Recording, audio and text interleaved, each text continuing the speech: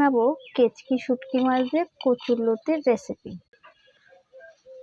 প্রথমে কচুরলতিটাকে ছিলে সিদ্ধ করে লবণ হলুদ দিয়ে রেখে দিয়েছি। তারপর শুটকি মাছের মধ্যে জল দিয়ে ভালো করে ধুয়ে নিই।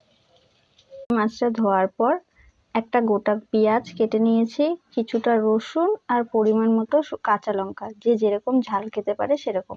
কড়াই গরম হয়ে গেছে, এবার কড়াইয়ে তেল দিয়ে দিব। তেলটা গরম হয়ে গেছে, ধোয়া উঠছে, এবার কেটে রাখা পেঁয়াজটা দিয়ে দিব।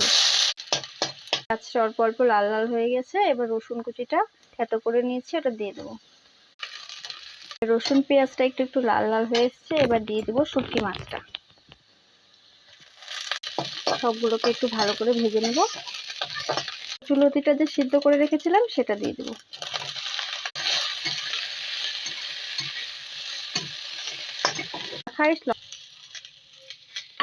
এবার দিয়ে দিব হলুদ দিয়ে এটাকে একটু ভাজা ভাজা করে,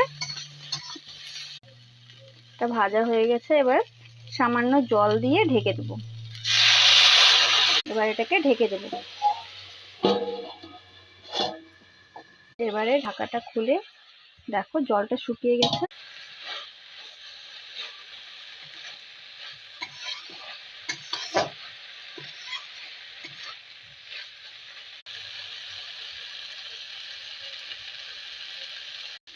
এটার জলটা শুকিয়ে গেছে, আর আমি একটু চেক করে দেখি লতিগুলো সিদ্ধ হয়ে গেছে।